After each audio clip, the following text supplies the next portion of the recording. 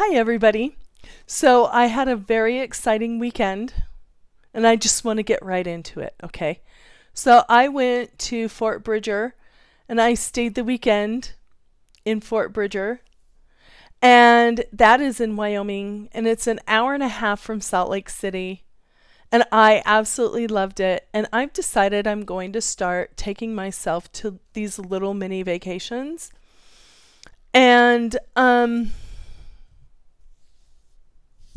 anyway, sorry. It's been a very emotional day today. And I hate being treated terribly by people. Anyway, so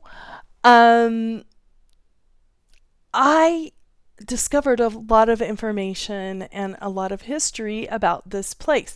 Now, I don't want to get into a historical debate about what happened at Fort Bridger because there's two different sides and there's a lot of controversy on both sides.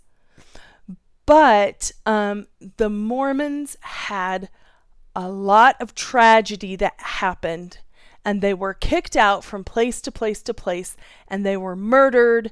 And the government, the United States government, caused a lot of horrible things to happen to Mormons, and there really wasn't a lot of there was a lot of people getting away with it.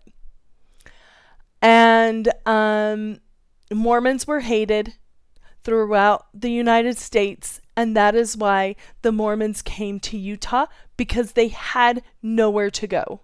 Okay? So, I'm not going to mix my words. I was born and raised LDS. I was born and raised a Mormon. I don't always go to church, so I'm not the best Mormon, but I am vehemently defending toward my ancestors, because nobody deserves to be killed for their religious belief and the color of their skin. And that is what happened to both sides of my family. Okay, so my mom's side of the family came from the Trail of Tears, and my mother's father's side of the family were from Boston and back east, and they were kicked out of place to place to place to come here. It's very hard being a Mormon sometimes because people make fun of Mormons, and we are okay with laughing at ourselves. But we're in an era now, in these times, where people think it's okay to make other people the butt of every joke. And I'm tired of it. And so what I'm about to say, I do not want any debate on it, okay? If you want to have a discussion about it, then you can do your own YouTube video about what happened at Fort Bridger. But what I'm about to say is coming from a person that I read a lot of history, and there's literally the side of the United States government who President Buchanan at the time was president, who hated Mormons, and he actually said, annihilate all Mormons. And it was not against the law for Mormons to be murdered in Illinois until 2006, which is a fact, and you can look that up. So, what I'm about to say is about Fort Bridger, and it's the history of it.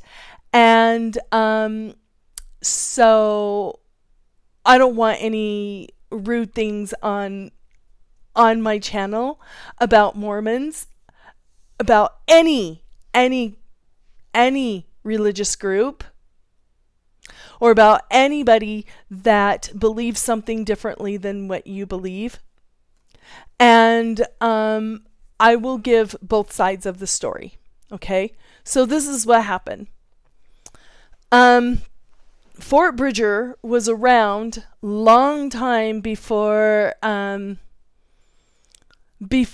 United States government decided that they wanted to come over here and deal with the Native American people. Before then, it was a place where mountain men gathered, and they would exchange supplies, they would exchange whatever they had together, and they would have what is called a rendezvous. Rendezvous means meeting place. And so this is what happened. And there were a lot of really famous mountain men and trappers that would come from all over. And one of the most famous mountain men and trapper and explorer was Jim Bridger. His actual name was James Bridger, but he was known by Jim Bridger. Jim Bridger helped make this fort, and then he ended up helping the Mormons find their way to the Salt Lake Valley because they were lost. The Mormons at the time, this was in the around 1857 or a little bit earlier than that, they were being kicked out from place to place to place. Their homes were being burned, and it was not against the law for them to be murdered. In the state of Illinois, President Buchanan, which he became president, but before that he was governor, he said to annihilate all Mormons. And so the Mormons had nowhere to go.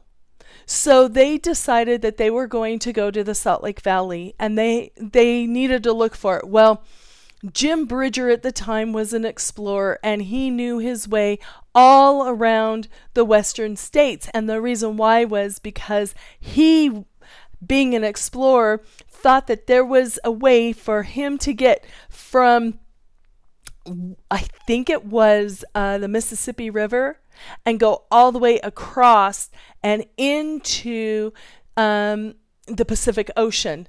Well, he ended up in the Great Salt Lake thinking that he had found the Pacific Ocean because it was salty.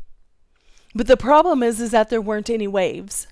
And so he kind of found the Great Salt Lake. So he had known his way all over the western states. And so when the Mormons were looking for somewhere to go, Jim Bridger was helping them come into the Great Salt Lake area because it was not owned by the United States of America. And it was one of the few places where they were actually welcomed. They had become friends, unlike what history says. They had become friends with a lot of the local Native Americans, and they were told by the leaders of the Mormon Church to be kind and good to the Native American people because the natives were having a very, very difficult time also with soldiers and white people because the soldiers were coming in and also killing the Native Americans. President Buchanan was not nice to anybody except for whoever he liked to be nice to. And so he was not nice to black people. He was not nice to indigenous people. And he sure as heck hated the Mormons. So it was a great exodus is what it is called.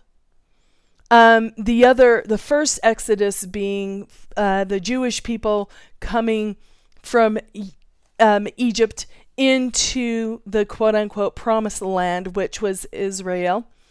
And then the other great exodus was the Mormon people, the people that Mormon people that wanted to escape prejudice and actual annihilation, killings, and all kinds of atrocities. So they came to what is now Utah. At the time, it was Utah Territory. Utah at the time was a rectangle. And Wyoming had not had that.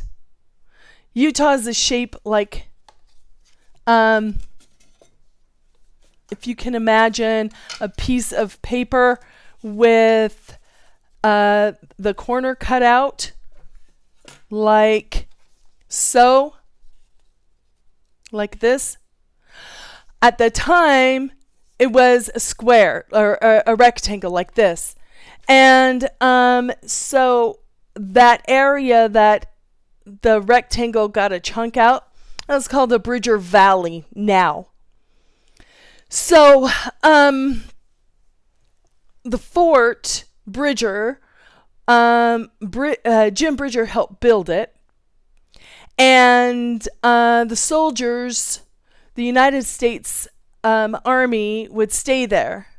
And so it was the fort is really large, in my opinion. And Jim Bridger sold the fort to the Mormons. The Mormons bought it because the Mormons were helping other Mormons and other people get from back east to Utah. There were other outposts along the way, and the army did not want the Mormons to have that area. So President Buchanan decided to send a group of, and this was 15 years after the Mormons had settled in Salt Lake City. Now, let me tell you, I have to back up. The Mormons, while they were in Salt Lake City, the United States Army came and they were persecuting the Mormons even while the Mormons were in Salt Lake City. So there was a Fort Douglas, and there were Camp Williams and a couple of other forts around. And anytime the Mormons tried to build the Salt Lake City temple, it was being knocked down by the soldiers, the United States government. So there was a lot of tension. So when the Mormons bought the fort, they got word back from Jim Bridger that President Buchanan had ordered for soldiers, for an entire troop to go to Fort Bridger and start a war with the Mormons. So the Mormons, not knowing what else to do, they decided, well, if they are going to kill us, we might as well burn the fort down. So they did. It ended up being almost nothing left. By the time, and then they had to escape. By the time the Buchanan's men, the U.S. Army, came, there was absolutely nothing left. And so the mean Mormons left nothing for the United States Army, who wanted to kill the Mormons in the element, so there were no buildings. According to Buchanan's men, the Mormons were out of control. They had stolen Fort Bridger, and they needed to keep under control the Mormons and the Indians, or, the Native American people. So President Buchanan decided to send some of his men out to Fort Bridger to control the Mormons. Well, the Mormons heard about it first, so they decided, well, if we have nothing left, what are we going to do? So they burned the fort down. Now today, it is a state park. The Wyoming Territory was able to obtain the Bridger Valley, and that is why there is a corner like this cut out of Utah. Because that territory is now the Bridger Valley. So, that's a little bit of the history on it. When I went there yesterday, well, the day before yesterday, it was amazing. It's very, very beautiful. There's a lot of information. And the indigenous people that live in the area, they are the Shoshone. There are some Utes that also live there too. And I want to say that there are Blackfoot, but I'm not definite. But I know that there are Utes and Shoshone. There are a lot of Shoshone that live in northern Utah as well. And it was amazing. The fort itself is still there. The walls are still there. There's a lot of walls that are there. However, a lot of it's been burned down. So in 1910, some of the buildings were rebuilt. There were a couple of outposts that actually stayed. And so I will put some of those pictures up. So they had the Pony Express, what do you call it? There was a Pony Express stables. There was a store that it was the saloon, but now you go in and you pay your fee. That stayed, actually. That original saloon stayed. And then the stable stayed. There was a milk house that they were able to obtain ice to keep it cold so that the milk would stay cold.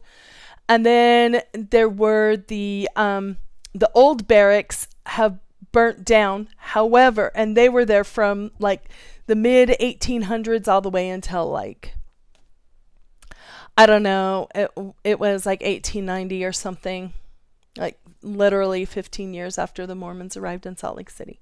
Now, they have this, it's called the, it's kind of like a jail. And what it was for was not civilians. Every once in a while they would house civilians there, but they were transporting civilians from fort to fort to take them back to where they needed to be tried or whatever. But that's not what the fort is for. The fort was for, or the jail was for when soldiers committed petty crimes outside of the fort or even inside the fort, but when they committed petty crimes, they had to go to a military jail. But the problem is that they liked going to jail because they didn't have to work while they were in jail. So one of the colonels decided that he was going to make the men sit on a wooden horse for, I think it's like 3 to 4 days, depending on the crime. And they would have to hold a wooden sword that was probably it seems like it was about 10 feet long. And they would have to sit on that horse. And it was basically the discipline horse. I can't remember what it's called. I'll post a picture of it. And they would sit there and they would get very sore sitting there, but they took the punishment more seriously than if they were laying around in jail. So I thought that was really interesting. They actually have a picture of one of the men sitting on this jail horse, punishment horse, I guess you could call it. They also had a museum there. And then they had a couple of living quarters. They had the officers' quarters, and then they also had the ranch house. Um, there's supposed to be a lot of activity, paranormal activity at the ranch house. That house was built in the early or the Victorian era. The girls, the employees that work at the Fort Bridger Historical Museum, they were supposed to they wear clothing, but they wear the clothing from the pioneer era, not the Victorian era, but the era where the pioneers had to come. And so their clothes are more, kind of more, 1850s to 1870s. And so I was talking to one of the girls and I said, how are you treated by the activity because you are not wearing a Victorian style dress? And she said that they do not like it. That the feeling that she gets is that they hate it. They want her to wear a more Victorian style because the Victorian style was a little bit more not rough, right? It was a little bit more elegant. So she said that some of the ghosts will pull at it. She said that the ranch house, nobody likes to go upstairs. I was filming and I didn't hear or see anything. I turned off I turned off the filming. I turned off my camera and I heard a big loud yell. Someone was yelling actually at me from behind me. And when I turned around, no one was there. I was downstairs and upstairs. There was no one around. And there's no way that someone could have yelled and then left that fast because I was standing where someone would have ran by. And that's the only way to get out of the house. So it's like this rectangle Victorian style house. You walk in, there's a parlor on the left, and there's this, like receiving area on the right. And then there's a kitchen. So that would have been like the dining area. And then the kitchen's in the back. Then you go up the stairs and there is a bedroom on the left right as you get up the stairs. And then you have to turn around, but there's a bedroom on the right. And then you have to directly make a 180-degree turn. And then there were two other bedrooms. And so there's really nowhere else to go. So when I turned around and I had just looked into the two bedrooms on either side at the very front part of the house, as I was walking to go back down the stairs, that's when I heard the yelling. And there was no one there. I went down the stairs because I thought, well, maybe someone had been yelling from down the stairs going up, and it kind of projected in an odd way because, it's rather empty, echoey place. Absolutely no one around. So I don't know who yelled. I tried to ask who it was. I did get kind of an odd vibe. And I started getting really dizzy and my stomach, I felt like I needed to vomit. So I did leave. The quarters where the quote unquote jail is for the petty crime, the military or the soldiers that had, that committed petty crimes, I went into one cell and it's really menacing in there. I don't know how they were able to stay there. And I don't know.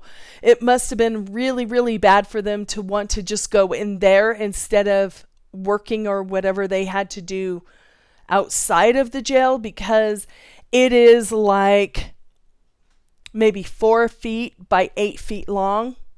And then it has a super, super tall, I can't even imagine how tall the ceiling is, but I felt very claustrophobic in there, and it stunk really bad. And that is just, here it is. There's nothing in there for it to stink. But they said in the little plaque that I read that it got overcrowded. And I'm thinking, how many people a day were committing petty crimes just so that they could get out of work? I don't know. But it was pretty smelly in there. Didn't hear anything else. I got these vibes that it was a busy place.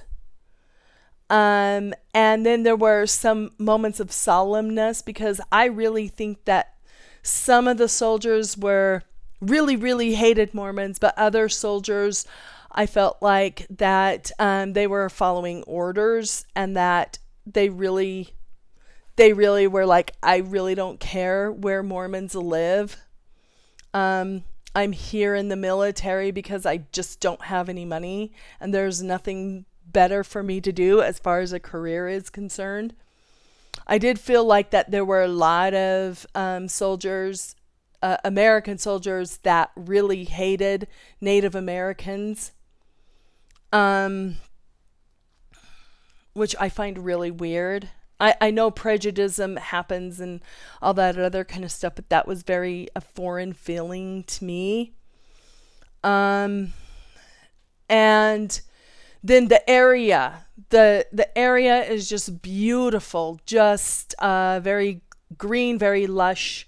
When I got out of the quarters of the jail quarters, it started raining, and it was thundering and lightning, but it didn't really rain much where I was. But a lot of people were getting wet.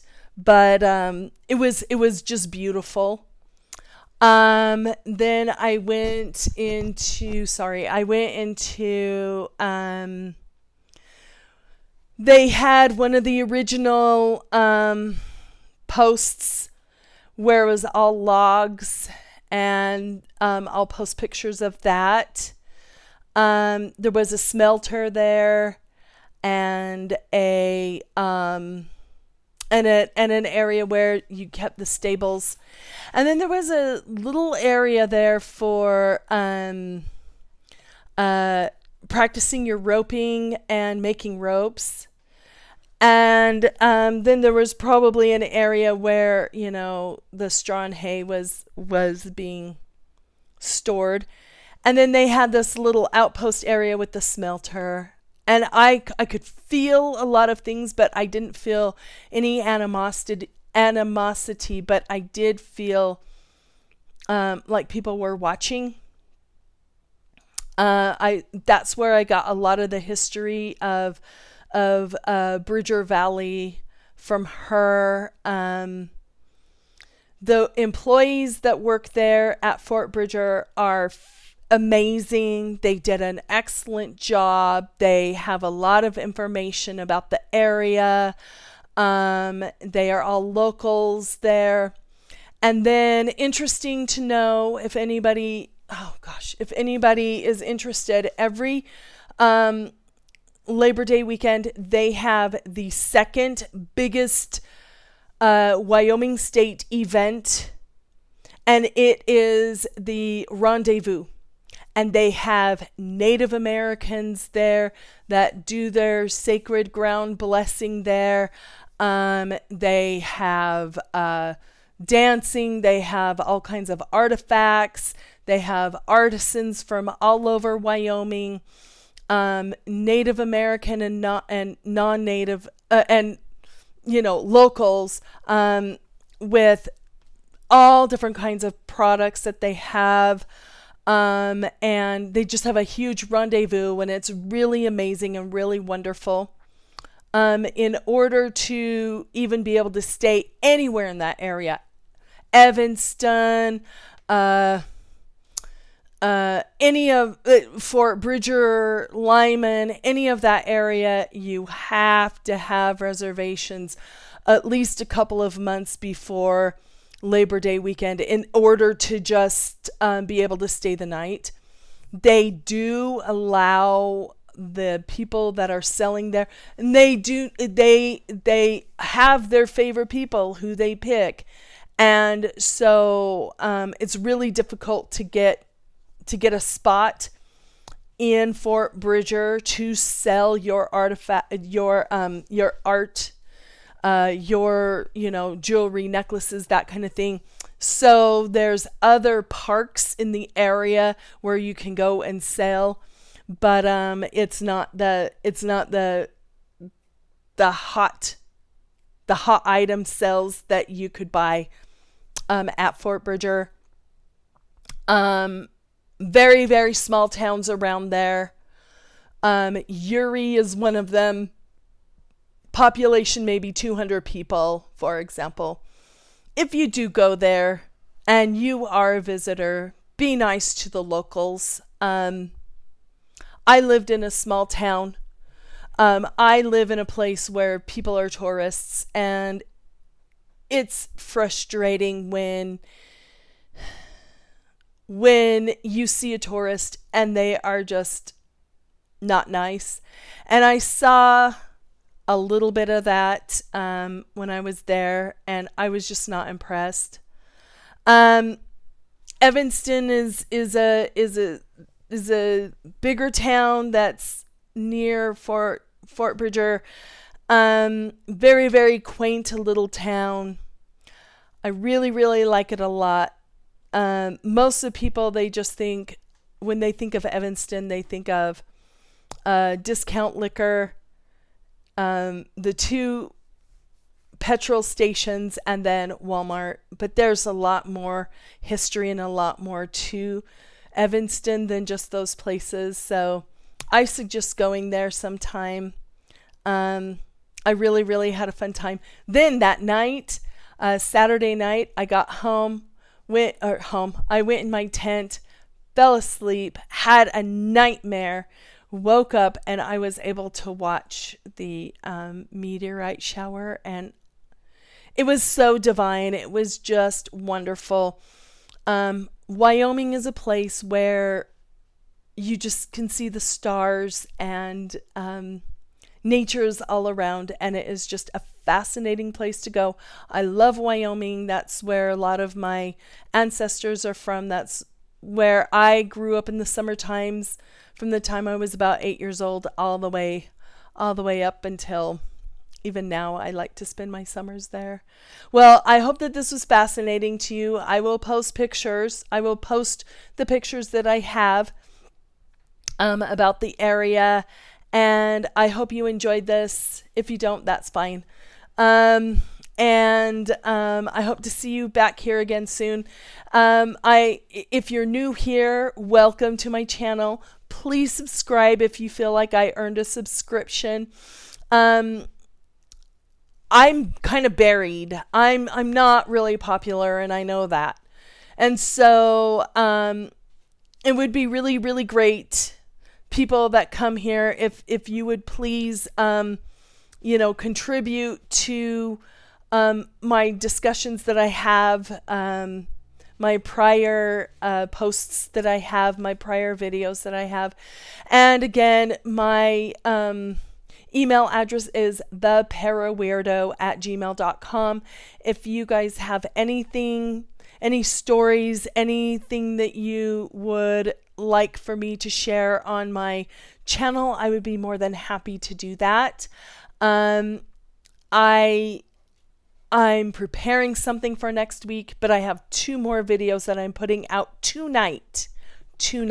So thank you again for watching this, and thank you for subscribing. You guys are all amazing. I love, love, love my fellow weirdos. Have a wonderful night, and stay tuned for the next one. Take care. Bye.